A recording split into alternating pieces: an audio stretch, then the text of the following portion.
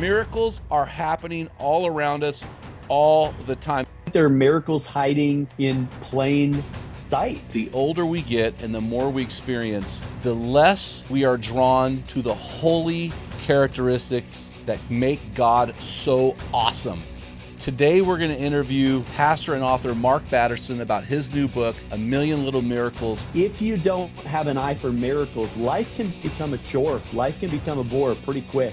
If you cultivate this kind of holy curiosity, you begin to see miracles everywhere you look. Today we're going to help you to regain the holy curiosity for Jesus.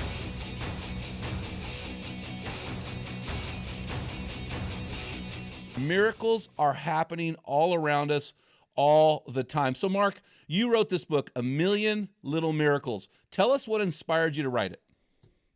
Yeah, well, a guy that's probably smarter than both of us combined, Albert Einstein, said there are only two ways to live your life. One is as if nothing is a miracle. The other is as if everything is.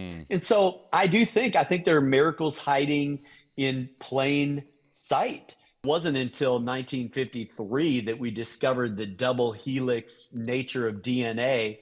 And now we know that there's enough DNA in the human body to stretch to the moon and back 150,000 times if all of that DNA was laid end to end. And so part of what I'm arguing for in the book is I'm just tired of people calling us cosmic accidents. It's not true. You are fearfully and wonderfully made. You are knit together in your mother's womb. And so I really just want to celebrate every miracle there is. And so, well, we'll go in a lot of different directions, but that's a good starting point. Well, it's interesting. So our target audience is men in the stress bubble of life, 30 to 50. And these guys get caught in this rhythm of mundane, and they tend to lose themselves in it, and somehow lose Jesus in there. They get caught. They make him common, right? We see that. And so that's what I appreciate about your book. But you kind of come at your book, not only from a theological standpoint, but you come at it with firsthand experience. I mean, I read your book, and I think it was, I can't remember the book now, but when you hiked into the Grand Canyon, you Yes. did that whole thing. And then you've also shared that you were a chronic asthma sufferer. Yeah. So how do you reconcile those things? Well, it's pretty funny when you stop and think about it. That I played college basketball, and by the way, I'll have a little bit of fun since you're an athlete and a coach. I was a first team All-American, and I usually pause there for a second, Jim, because it was NCAA, and the extra C stands for Christian, so it's not really that impressive. Okay, I did play above the rim. Okay, all right. But I'll just say this to all the former athletes out there: the older you get, the better you were. Hey, you can't set you're stealing my tagline. You're stealing my tagline. Oh, I love it. But so here's the crazy thing. I had severe asthma for 40 years, and I slept with an inhaler under my pillow, played basketball with an inhaler in my sock. There weren't 40 days in 40 years that I didn't take multiple puffs of a rescue inhaler. Then on July 2nd, 2016, I pray a bold prayer. And I don't know how else to say it. God healed my lungs. I haven't touched an inhaler from that day to this day. In fact, Jim, I ran the Chicago Marathon to just celebrate that miracle. Now, so I believe in a God who does miracles that defy the laws of nature that doctors can't explain. Yep. But the irony is that this book is really not about the anomalies and the epiphanies. Yes. It's about all the other miracles, the everyday miracles. So I would even say, hey, every breath we take, the fact that we have 30 trillion red blood cells, each with 260 million protein called hemoglobin that deliver oxygen to all the cells in the body. If that's not a miracle, I don't know what is.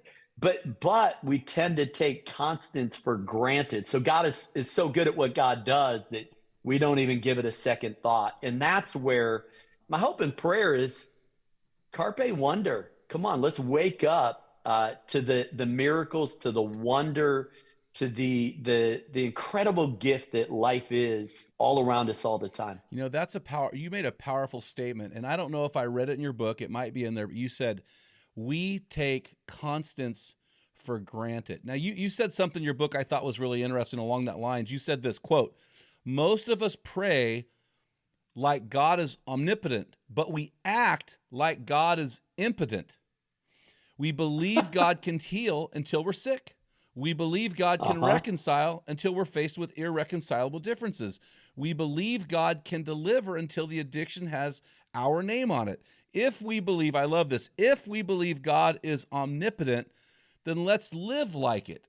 And what you're arguing in your book, A Million Little Miracles, is that God is omnipotent, but we need to see it in the constant, the breath that we breathe, the flutter of a hummingbird's wings, the grasshopper. I mean, these are actual things that you write about in the book. Do you want to share a little bit more about this? Yeah, absolutely. The big one, the big one, Jim, is the fact that we're on a planet that's spinning at 1,000 miles an hour and speeding through space at 67,000 miles per hour. Now, what's kind of fun about that and funny is even on a day you didn't get much done, you did travel 1.6 million miles through space. Yeah. So, pat yourself on the back even where you felt a little lazy. Yep. So the argument is that we're in the middle of a miracle, but what we need is to train our eyes to be able to see the miraculous things that are happening. I feel like this is probably a safe place. I wouldn't share this on every podcast, but can we have a little bit of fun today? Oh, hey, this is your show, buddy. I'm just the interviewer. You say what you got to say. Okay. So we just talked about a macroscopic miracle. Yes. And the fact that, our planet is staying in orbit, making one full rotation every day. Let's talk about a microscopic miracle. And page 1 of the book, I had to convince the editor to let me leave it in. But the average ejaculation is 300 million sperm. Hey, don't think I didn't read that. Don't think I didn't read it. And but I have a little bit of fun with it. That means that there once was a swim meet. Yeah. And there were 300 million swimmers in the starting blocks, and you, my friend, won that race. You go, swimmer. So it's kind of this, hey, like we take this for granted, but I'm a new grandfather. We have a 6-month-old grandson. And Jim, it's blowing my mind because how do you go from this microscopic cell, and then it's I think it's 41 or 43 kind of replications that happen during that gestation, during the 9 months. And the next thing you know, like you have a walking, talking, thinking, dreaming, baseball throwing, ballerina dancing, artist painting person.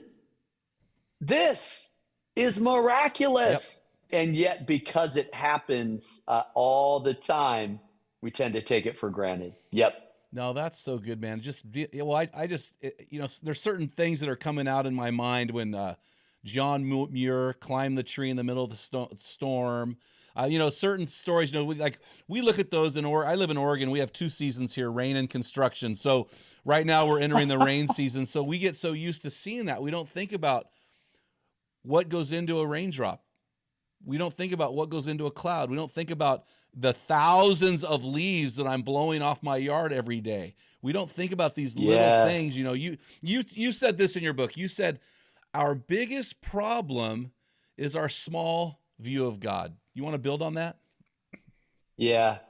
G.K. Chesterton said that how much happier we would be, how much more of us there would be if the hammer of a higher God could smash our small cosmos. So I on a practical level, show me the size of your dream and I'll show you the size of your God. I think a lot of us, well, here's what happens. God created us in his image. We've been creating God in our image ever since. 100%.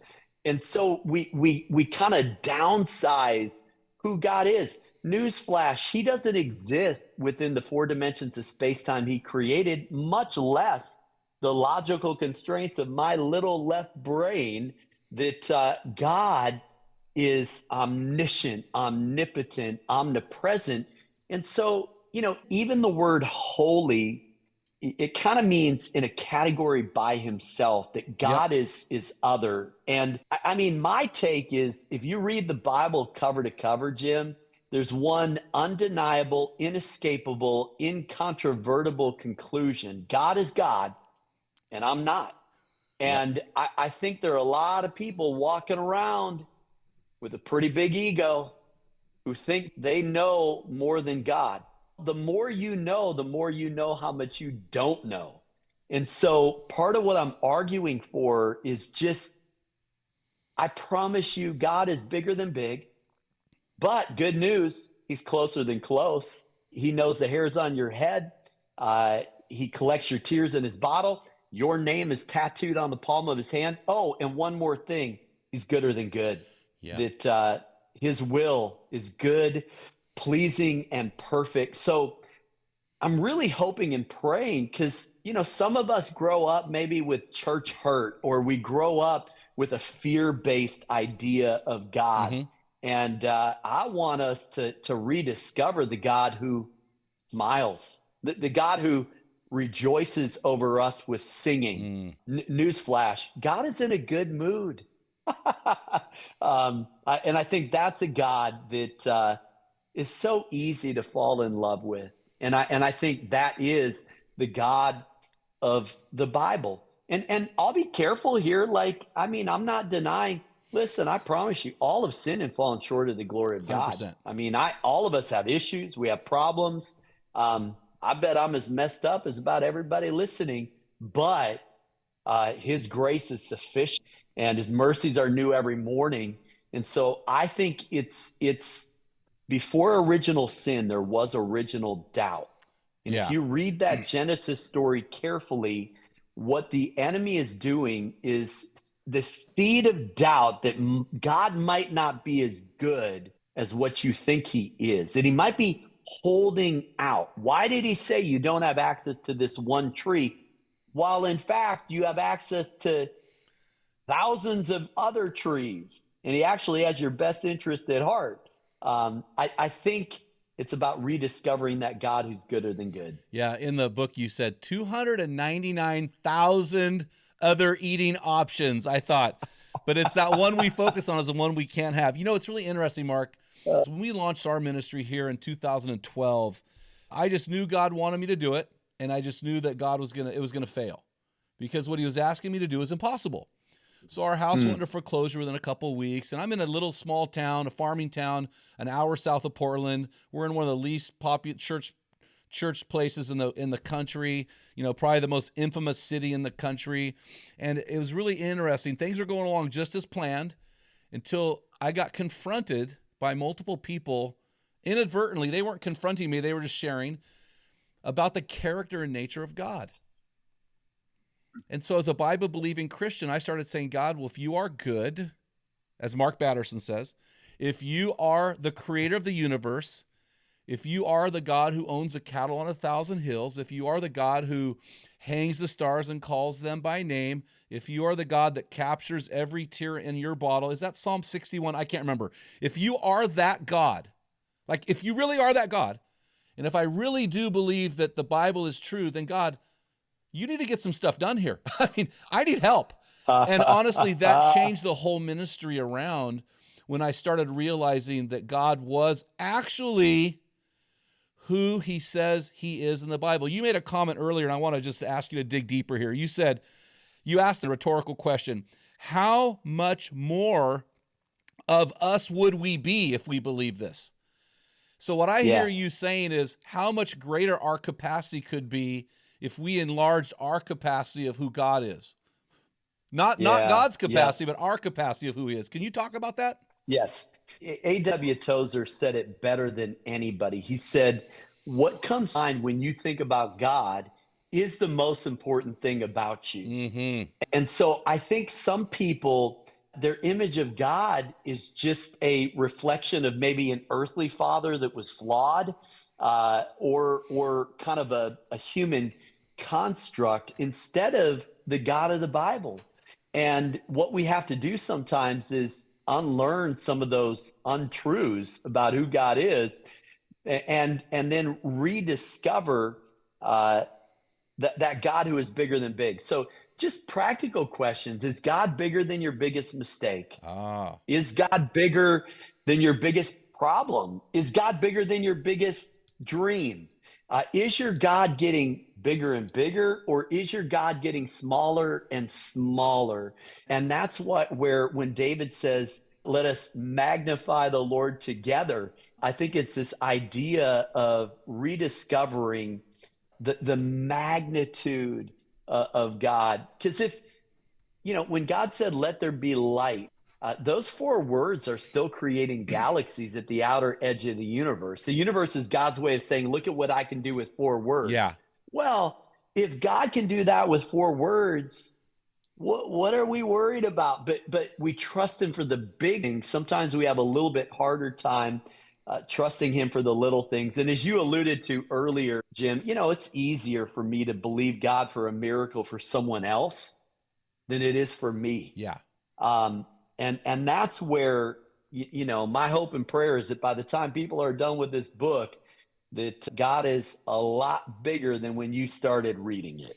Yeah, that's really good, man. I appreciate that. I'm a few years older. We probably went to high school in the same era, 80s guys. But it's really Let's interesting go. that the older that I get, the more I see.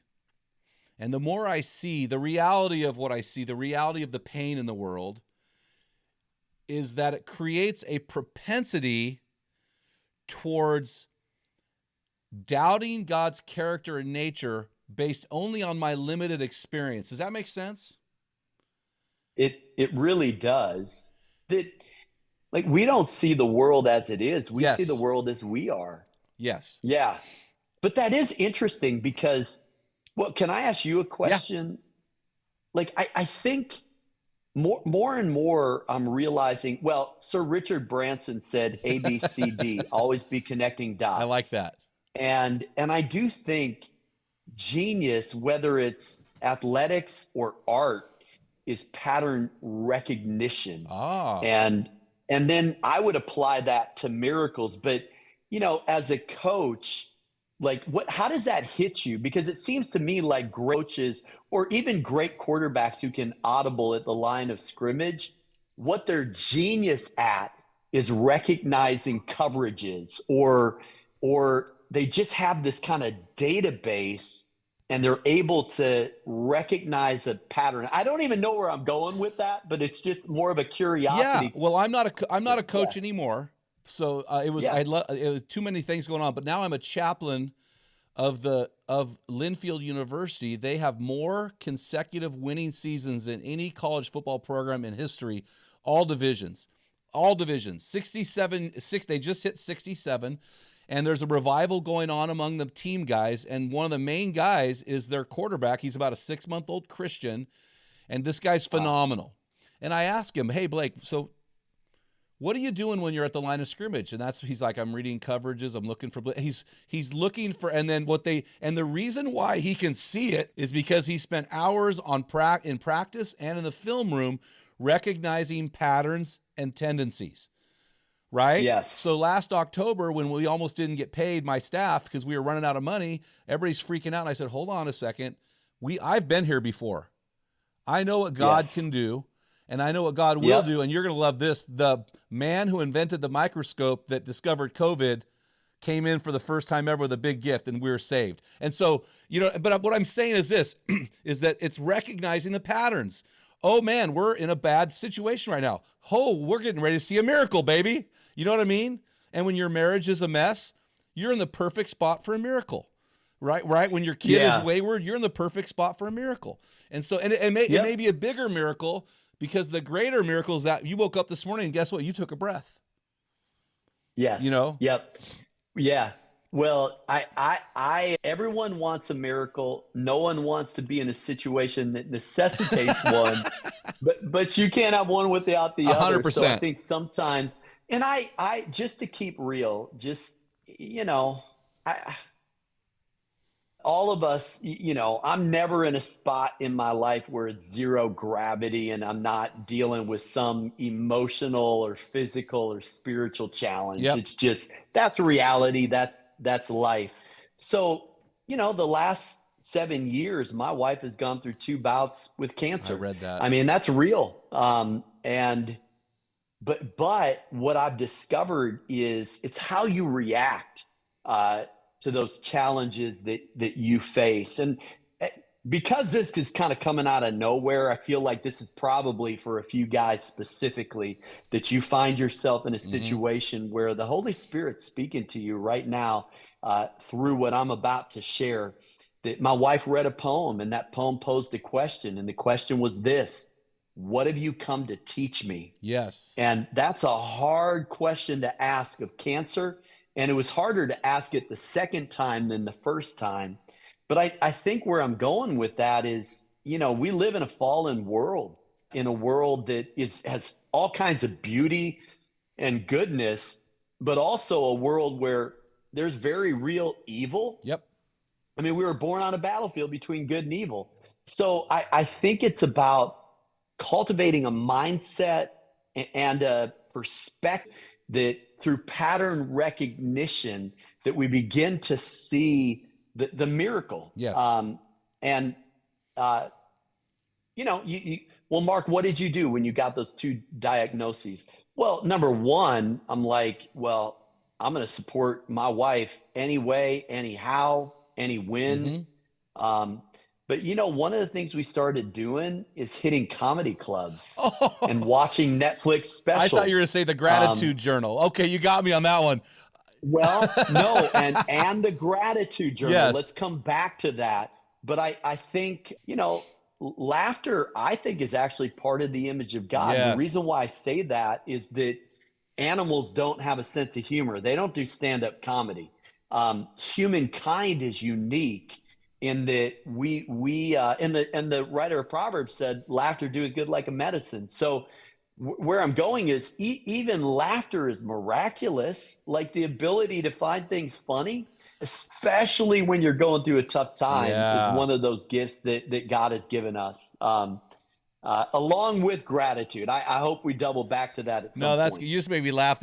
I know I'm not translating the proper Aramaic language, but I love it when Jesus heals a blind man, then says, "Hey, see that you tell no one."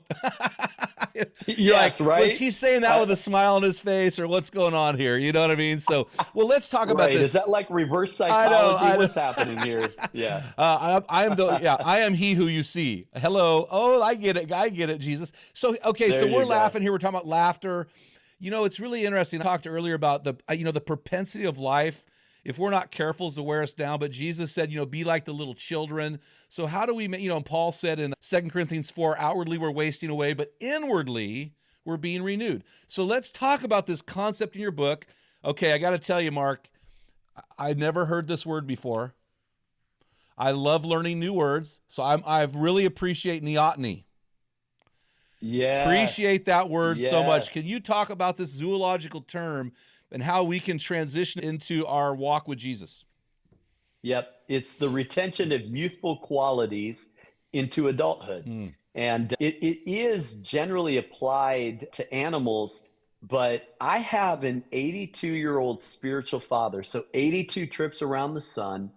And I love this. When he was 71, he did a life plan, which I think is hilarious. Yeah. Like at 71, it's like, what am I going to do when I grow up? What am I going to do when so I love in those who maybe are older than me, just kind of this youthfulness. It's the Ashley Montague, I want to die young at a ripe old age. 100%. So And Jesus said, unless you become like little children, you can't even enter the kingdom of heaven. So I think there's something about, cultivating a childlike wonder that is not, it's not ancillary, it's not an addendum, it's right at the heart of what it means to follow Jesus, because Christ-likeness and childlikeness are juxtaposed almost as two sides of the same coin. Yes. So the truth is, like, do our kids have a lot to learn from us as fathers? Absolutely. But guess what? As fathers, we have a lot to learn from our children. And I wonder if that, turning the hearts of the father towards their children, I wonder if part of that is like, I want to be a good student of my kids. This is a total aside, but our kids are now, all three are in their 20s. And you know what I've learned? You have to learn to love what they love. Oh, 100%. So I've gone out the last couple of years and biked a century, done 100 miles on the bike. And Mark, why would you do that?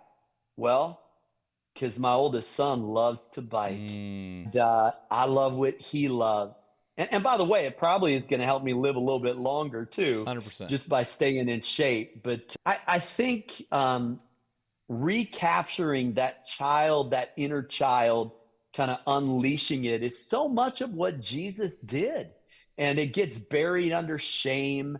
It gets buried under the mundanity of life. It gets buried under pressures and responsibilities and bills to pay and things to do. But I think the way we really come alive is by that childlike wonder towards all of life. So I've got a weird theory. I'm sure you've read Alcorn's stuff on heaven and different things. I've always said, when we get to heaven, we are going to have 20-year-old bodies, because I can't wait to get that back, and 5-year-old minds. And by a 5-year-old mind, I talk about this mind of wonder. This mind that's always in self-discovery mode. I think of my son Darby. We're walking one day, and I said, Darby, this is Daddy's prayer walk. This is where Daddy does his prayer walk. And he looked at me quizzically, and I go, what's wrong, son? He goes, how do you not walk into cars? He couldn't imagine prayer without your eyes closed. And I got that wonder, So, and I think part of that childlike wonder is in that awe and that holy curiosity. It develops, it comes from maybe a spirit of gratitude. And I think that really helps us to maintain that youthful, that childlike wonder, that awe and holy curiosity. I mean, who's more curious than a 5-year-old? So you can talk to us about gratitude and how you've implemented that in your life. Yeah. Well, fun fact, kids ask on average about 125 questions a day. Adults ask 6 questions, which means somewhere between childhood and adulthood, we lose 119 questions per day. And what we've got to do is recapture that. Yes. Page 755 of an 878-page biography on Albert Einstein changed my life, Jim. Einstein said, never lose a holy curiosity. And that's what I've spent a lot of my life trying to cultivate. I'm no expert in quantum mechanics or astrophysics or neuroanatomy, but I am curious. And I have read extensively, studied extensively, because I find that stuff so unbelievably fascinating. Yeah. So I think, what we're doing is kind of kicking the tires on how do we recapture that childlike wonder. By the way, I love the 20-year-old body and 5-year-old mind. I would just throw this in there. I think everybody gets a 6-pack in heaven. I'm just saying it. So, hey, come on. Hey, yep. I know that your 20-year-old body, and I know mine did. We had it, baby. So I can't wait to replace the pony keg with a 6-pack. Yes, there you go. There you go. Oh, that's so funny. I would just float a couple of things for there might be some men with younger kids listening. I would say 2 things. One, the word diaper spelled backwards is repaid. I'm just putting that out there. And 2, And now I forgot two. What was two? Because the one, I'm looking at you laugh at that, which it's one of my favorite facts. Hey, I'm stealing that, buddy. I know, do it. I'll give you credit a couple of times, but the third or fourth time I'll say, I was thinking. Yes, there you go. Oh, I remember a guy named Dr. Harry Chugani did some PET scans of the brains of toddlers, and he discovered their brains pulsate about 225 times the rate of adult brains. And so, like, you have to have an appreciation that kids are bouncing off the wall. I mean, my 6-month-old grandson, I'm aware of the fact that he's forming 1 million synapses every second. And so I think where I'm going with that is, like, if you have young children, you do have to have a little bit of patience because they're bouncing off the walls. But that's in part, I think, how God created us. Well, you and I have a guy in common. You have him on your, I think you called it your personal Mount Rushmore. But except for peanut butter, which I don't know how he didn't invent peanut butter, let's talk about George Washington Carver. How does he not invent peanut butter? He invented like 100 ways to use peanuts. Talk about this guy. Yeah, he's one of my favorites. Born a slave, went to Iowa State, so the first black student to graduate from Iowa State, and then the first black professor to teach at Iowa State. I did not know that. But what I love about Carver is that his life verse was Job 12:7. Speak to the earth and it will teach you. Oh. And so he would get up at 4 o'clock in the morning and he would prayer walk through the woods.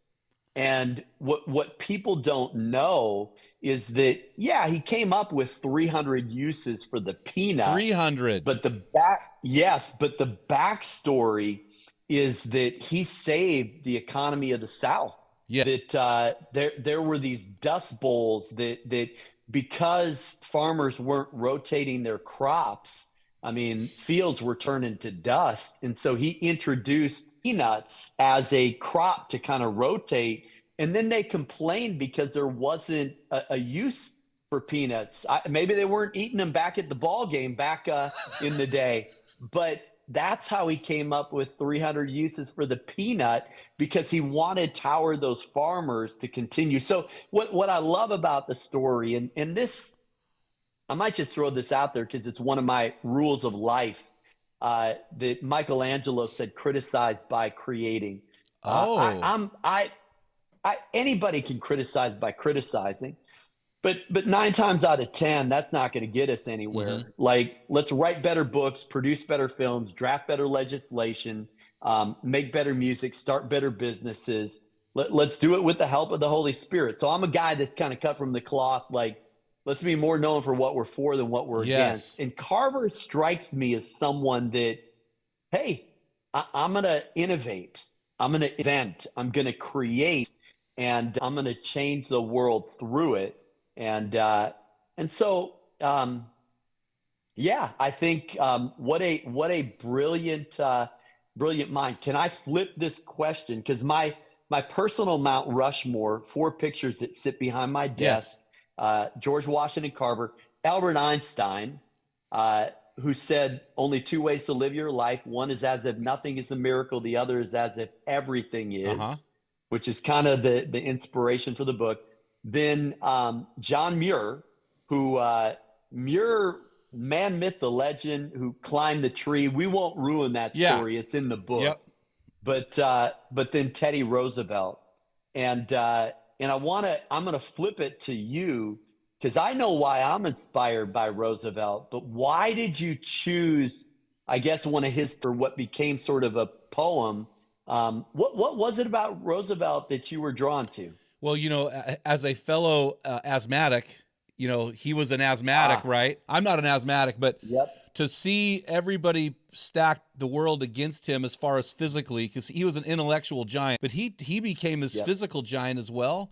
And I appreciate that speech he gave in the Songbird in Paris, France in 1910, where he said to get, he talked about the man in the arena. It's not the critic who counts. It's not the man who points out how the strong man stumbled. He goes on. And that, to me, painted the perfect picture that God is calling men out of the anonymous, faceless, unknown bleachers and into the arena. And what people fail to realize when they talk about the arena, if you're a gladiator going in the arena, you've entered death ground. So the call is a call to death. It's a call to Cortez scuttling the ships. It's a call to the soldiers on the beaches of Normandy. It's a call to death. And so when we get out of the arena, we realize we have a real strong potential of dying in there, but we will never be fully alive. And so this whole word picture, and just to me, reading his book, the book about him, The River of Doubt by Candace Millard, just the things he did to overcome his personal frailty and weakness is just inspiring. And by the way, you know this, he's one of my favorite authors. He was a phenomenal author, and he actually was the first guy that actually told the story of Sasquatch. If you read his book, Hunting Stories of a Ranchman, you tell me that's not Sasquatch. Yeah. Wow. You tell me that it's a little obscure story, but yeah, he just, but hey, George Washington Carver, he said, and we forgot to talk about this, anything will give up its secrets if you love it enough. Can you talk about that in the context of our faith? Yeah, I love that so much that, that if you love it, and this is true of not just chemical properties or the peanut, but it's true of people. Yes. That if you love them enough, they're going to eventually open up. And so I don't want to turn this into too much of a sidebar, but Jesus was full of grace and truth. Yes. Grace means I'll love you no matter what. Truth means I'll be honest with you no matter what.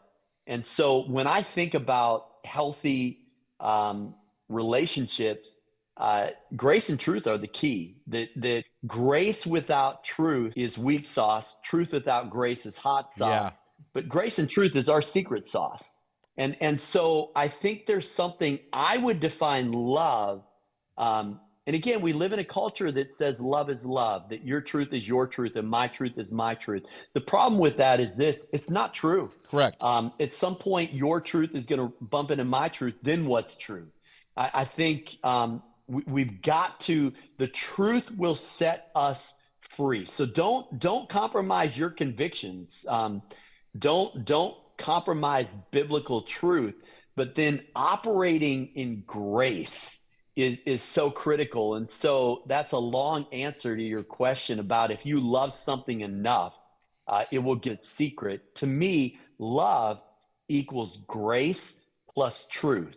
And if you said, well, Mark, that sounds great on paper, but give me that with skin on it. Well, his name is Jesus. Yes.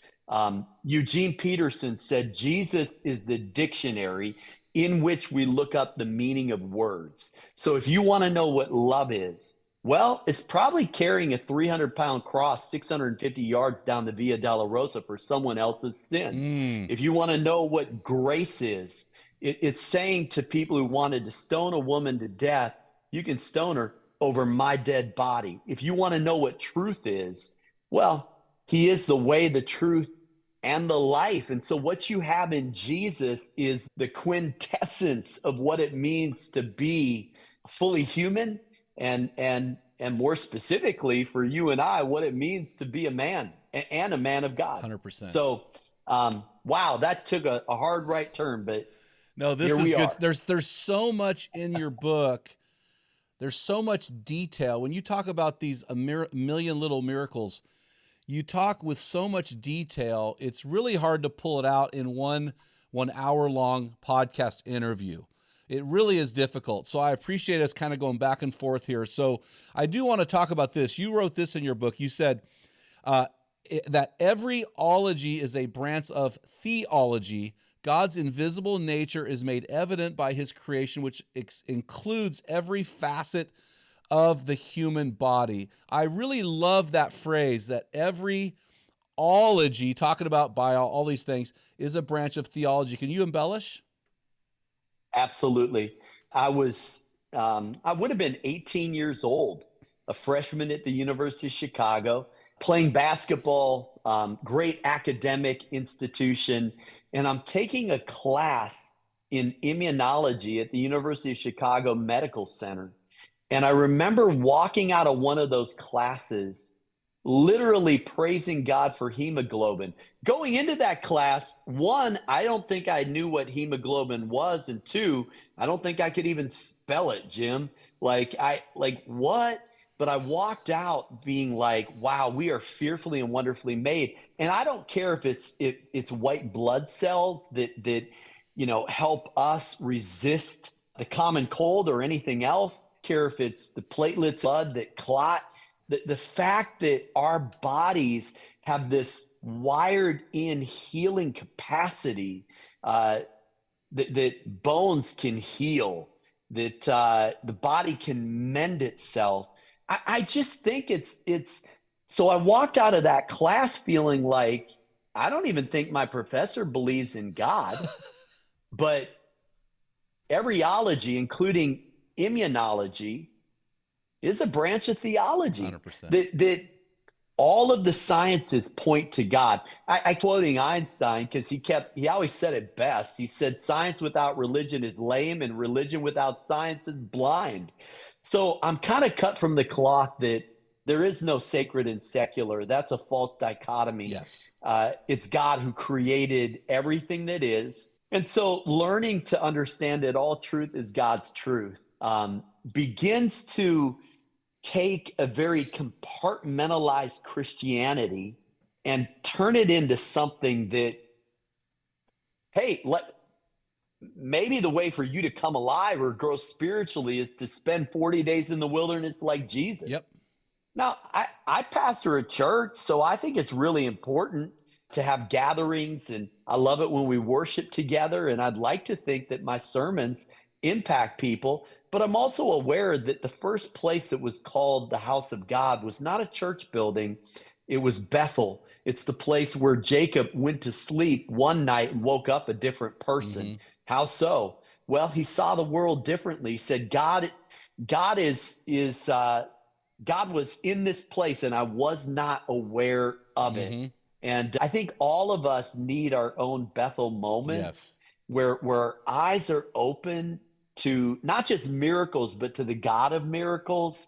And sometimes those can happen at an altar or during a message.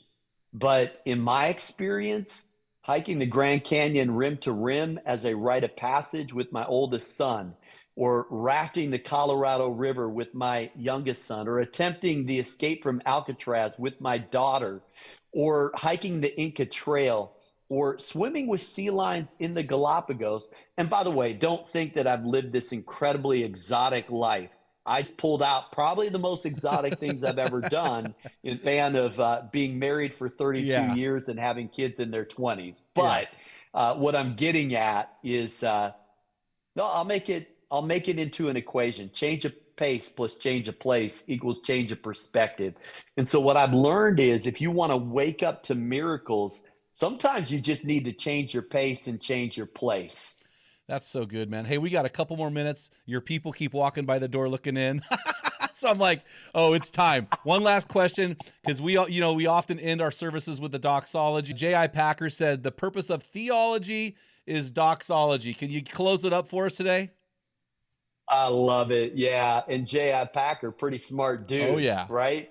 The general editor on the translation of the Bible, taught theology at Regent for decades. I think wrote 50 books, including Knowing God. Yes. So I do think the more you know how much you don't know. Yes. True theology always results in doxology. And so I think the point of this book is let's not take things for granted. Let's take them for gratitude. Whatever you don't turn into praise turns into pride. And so why don't we just learn to appreciate the miracle called life, the miracle called you, the miracle called every single day, every drop of water, every grain of sand. Nothing is as simple as it seems. Everything is more miraculous than we can imagine. And when you begin life that way, it all becomes a miracle, and life is a lot more fun to live that way. Oh, that's awesome. What a great way to close. But I do have one more thing here. This book we've been talking about, 1 Million Million Little Miracles is coming out November 19th. So we need to help you sell thousands of copies before that launch date. So where can our guys, I'm assuming Amazon, and pick up a copy of this book? Pre-order it. Absolutely. And if you do, I know if it's Amazon, it'll be at your door on the day the book releases, November 19. And but any online Christian book, Mardell, our friends over at Barnes and Noble, kind of the whole 9 yards. Yep. Wherever you get your books, you can find it. And if folks want to visit markbatterson.com, we have some sample chapters just to kind of get started. But Jim, what a joy! Thank you for doing what you do. What a joyful conversation. Hey, I appreciate you, man, and I appreciate what you're bringing to the body. Thank you. God bless. All right. Hey guys, make sure if you like today's episode, if you have a friend that needs to rediscover their holy curiosity, guys, copy this link, send it over to your buddy. And guys, if you have not yet subscribed to this podcast, please do so. Until next time, feel the wet sand on the arena floor, hear the deafening roar of the crowd, taste the sweetness of victory, smell the stench of battle, get in the game, get dirty, grind it out, discover your holy curiosity, and be a man.